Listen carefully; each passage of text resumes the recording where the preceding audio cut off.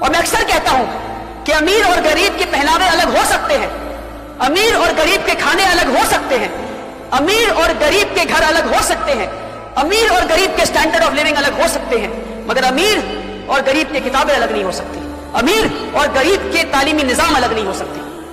اور جو معاشرہ ایسا کرتا ہے ہم ظلم کر رہے ہیں، ہم مورلی کرپٹ سوسائٹی ہو چکے ہیں اگر ہم ایسا کر رہے ہیں۔ میرے بھائیوں، ہم نے غریبی نہیں دیکھی، غربت کوئی خراب چیز نہیں ہے، اللہ کے رسول بھی غربت میں تھے، مگر جس غریبی کی میں بات کر رہا ہوں آج کے دور 21ویں صدی کی غریبی، جو لوگ سلمز اور گھٹوز میں رہتے ہیں، اس غریبی کے ساتھ ناپاکی بھی ہے، غلاظت بھی ہے، فتنے بھی ہیں۔ ہم اس غریبی کی بات کر رہے ہیں۔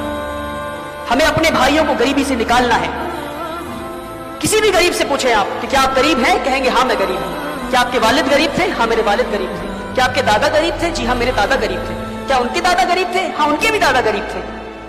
یعنی کہ جس نے میرے دادا سے زکات لیا، اس کے بیٹے نے میرے والد سے زکات لیا، اور اس کے بیٹے نے مجھ سے زکات لیا، اور شاید اس کا بیٹا میرے بیٹے سے زکات لے گا۔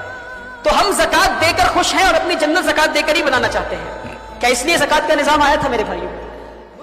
کیونکہ ہم ان چیزوں کو نہیں بدل رہے ہیں، ہم خوش ہیں زکات دے کر۔ زکات نہیں دیں گے اور دنیا سے غریب ہٹ جائیں گے تو پھر ثواب کیسے کمائیں گے؟